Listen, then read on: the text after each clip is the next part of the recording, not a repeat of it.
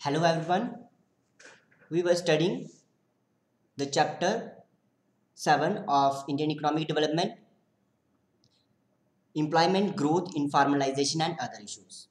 Students, our today's topic is self-employed and hired workers.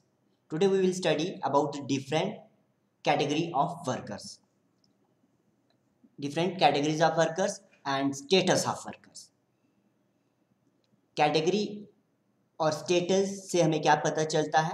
Why we need to know about the status of workers? What is its importance in economics? And to know the status of the economy, we will understand all these things today. So who is self-employed? Self-employed means those who operates his own business. किसी ने अपना खुद का enterprise शुरू किया है to earn their livelihood. Okay उससे वो इनकम अर्न कर रहा है खुद के अपने एंटरप्राइज से, उसको हम सेल्फ एम्प्लॉयड कहेंगे. यहाँ पे सिंपल सी डेफिनेशन लिखी है, workers who own and operate an enterprise to earn their livelihood are known as self employed. This is the basic definition. Example जरूर कोट करनी है आपको. For example cement shop owner या वेजिटेबल वेंडर भी हो सकता है. All these people are self employed, है ना. इन्होंने खुद को एम्प्लॉयमेंट दी होती है, खुद ही एम्प्लॉयमेंट दी होती है. This thing you need to remember, it is very important. 52% of India's work force is self employed. अगर हम टोटल वर्क फोर्स की बात करें तो उसमें से 52% वर्क फोर्स सेल्फ एम्प्लॉयड है. ठीक है, वो खुद के काम करते हैं और उससे ही अपनी इनकम अर्न कर रहे हैं. This is about self employment. इसका डेटा भी आपको समझ लिया आपने कितना डेटा है. Next is casual wage labourers. Casual wage labourers कौन होते हैं? जिसको किसी दूसरे ने एम्प्लॉय किया हुआ है. फॉर एग्जांपल आप देखते हो फार्म्स में एम्प्लॉयड होते हैं लोग, जहाँ कंस्ट्रक्शन वर्कर्स होते हैं जिनको आपने घर पे काम करने के लिए लगाया है, construction workers. All these are casual wage labourers. Okay, casual wage laborers are casually engaged in others' firms and in return get a remuneration for the work. Okay, this is a simple example.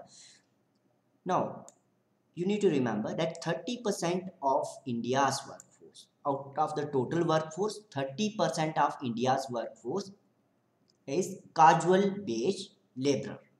Okay, next type of employment is regular salaried employees. Now for regular salaried employees, इसमें confuse नहीं होना कि government job करते हैं जो लोग वही regular salaried employees होते हैं, ऐसा नहीं है. जो भी workers engage by someone or an enterprise and paid his or her wages on a regular basis. Okay, अगर उसको वेजेस रेगुलर बेसिस में मिल रही हैं तो हमें उसे रेगुलर सैलरीड एम्प्लॉय कहेंगे. For example workers like civil engineer working in the construction company. तो एग्जाम्पल डेफिनेशन के साथ एग्जाम्पल कोट करनी है एंड डेटा कि कितना परसेंट हमारी work force regular salaried employees है. हम वर्क फोर्स की बात कर रहे हैं, याद रखना है यहाँ पे पॉपुलेशन मत लिखना है ना. पॉपुलेशन का 18% रेगुलर सैलरीड नहीं है. हमारी टोटल वर्क फोर्स का 18% लोग रेगुलर सैलरीड एम्प्लॉयज है ना. वर्क फोर्स की पॉपुलेशन हमने देखी थी 473 million. You can see in table में आप अगर डेटा को बताते हैं तो और भी अच्छा प्रेजेंटेशन हो जाती है. पाई चार्ट में आप प्रेजेंट कर सकते हो डाटा को, और भी अच्छी लुक लगेगी और स्कोरिंग होगा आप लोगों के लिए, क्योंकि टेबल और पाई चार्ट में सीधे आप बता सकते हैं कि उससे देखकर ही, पिक्चर को देखकर ही हमें आइडिया हो जाता है. For example here we can see in pie chart 52% people are self employed, 30% are casual wage labourers and 18% are regular salaried employees. Out of the total maximum people are engaged in self employment. Then second number पे casual wage labourers हैं, third number पे regular salaried employees. So what is the advantage of knowing the status? हमें क्या ज़रूरत है कि हम ये डाटा अपने पास रखें, जाने कि कितने लोग कैजुअल वेज लेबरर्स हैं, कितने लोग सेल्फ एम्प्लॉयड हैं, कितने रेगुलर सैलरीड एम्प्लॉयज़ हैं. क्या मीनिंग है इन सब का? ओके, इसका आंसर है by knowing the status with which a worker is placed in an enterprise it may be possible to know the quality of employment. Quality of employment के बारे में हमें पता चलता है। फॉर एग्जांपल अगर रेगुलर सैलरीड एम्प्लॉयज ज़्यादा है तो इससे हमें ये आइडिया होता है कि उन लोगों की एम्प्लॉयमेंट की टर्म्स कंडीशन ज़्यादा अच्छी होंगी, उनको रेगुलर सैलरी मिल रही है, उनकी अदर सोशल सिक्योरिटी नेट्स, उनको इंश्योरेंस, ऑल दीज थिंग्स जो रेगुलर सैलरीड एम्प्लॉयज़ को मैक्सिमम टाइम मिलती हैं, है ना, वो अच्छा होगा उनका। क्वालिटी ऑफ एम्प्लॉयमेंट के बारे में हमें पता चलता है। Next thing to know about the type of employment is it also enables us to know the attachment a worker has with his or her job and the authority, है ना, authority and attachment। so आपको job के status के बारे में पता होगी, आपको पता है कि मैनेजर जो होगा उसकी अथॉरिटी ज़्यादा होगी वर्कर जो उसके अंडर काम कर रहे हैं उससे, है ना। तो इससे हमें वर्कर्स की अथॉरिटी का भी क्लियर पता चलता है और it also enables us to know the attachment of a worker and authority he or she has over the enterprise and over other co-workers। okay, this is the simple answer। so this question may also come, what is the advantage of knowing the status with which a worker is placed in an enterprise? here the data is shown by gender, workers, male workers कितने हैं, female workers कितने हैं। अलग अलग वे है workers को देखने का। हमने regular wage, regular salary employ, self employed, casual wage labourers कितने हैं हमारी कंट्री में ओवरऑल देखा। अब मेल और फीमेल के अकॉर्डिंग हम अगर देखते हैं, we can see self employed workers are high in both the categories, male as well as females. Females self employed में ज़्यादा है।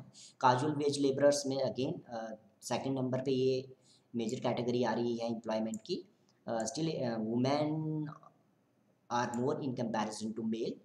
Third category of regular salaried employees, here male workers are high and female workers are low in comparison। okay, this way you can show according to the gender के according होगा तो आपको ये table construct करना है। You can also construct the pie charts also, है ना। Table बना लीजिए या पाई चार्ट बना लीजिए। कभी कभी ऐसा होता है कि आपको एग्जाम में ये टेबल ही दे दिया जाता है and you are asked to explain or analyze the table। in that case आपको सिर्फ इसको explain करना है इस टेबल को। ओके, जिस तरह से यहाँ पे explain किया हुआ है। Next is employment, distribution of employment by region, region के अकॉर्डिंग, सॉरी रीजन के अकॉर्डिंग। तो रीजन जानी रूरल या अर्बन, है ना, रूरल एरिया में है या अर्बन एरिया में।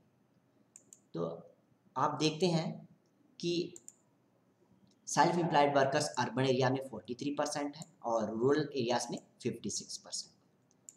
तो it means self employed workers are high in rural areas. तो मैक्सिमम लोग एग्रीकल्चर में एंगेज होते हैं रूरल एरियाज में, तो वो अपने ही खेतों पे काम कर रहे होते हैं, इट मीन्स वो सेल्फ एम्प्लॉयड है ना। तो इसीलिए रूरल एरियाज में सेल्फ एम्प्लॉयमेंट ज़्यादा है। इसके रीजन्स भी आपको साथ साथ में कोट करने हैं। Casual wage labourers are again high in rural areas and low in urban areas. Regular salaried employees are high in urban areas, but they are low in rural areas। Rural areas में regular salaried employees बहुत कम होते हैं क्योंकि उनको गांव से बाहर जाना पड़ता है रेगुलर सैलरी के लिए, रेगुलर सैलरी एम्प्लॉयमेंट के लिए। So in this way you can also classify the distribution of employment by region. तो ये वे होता है टेबल को एक्सप्लेन करने का। अगर आपको डाटा ही दे दिया जाए एक्सप्लेन करने का, इन this way you can explain. यहाँ पे आप इसके पाई चार्ट्स भी कंस्ट्रक्ट कर सकते हैं। पाई चार्ट से क्लियरली डाटा दिखता है कि रूरल एरियाज और अर्बन एरियाज में कौन सी एम्प्लॉयमेंट कितनी है। So self employed and casual wage labourers are found more in rural areas than in urban areas. Majority of people in rural areas are depend on farms or their own plots of land and cultivate independently, है ना, वो खुद को खुद employment करते हैं। तो इसीलिए सेल्फ एम्प्लॉयमेंट का शेयर रूरल एरियाज में ज़्यादा है। This is all about in this lecture. तो आज आपने पढ़ा डिफरेंट कैटेगरीज और status of worker. employments, different categories of employment. Okay, that's all in this video. Thank you for watching.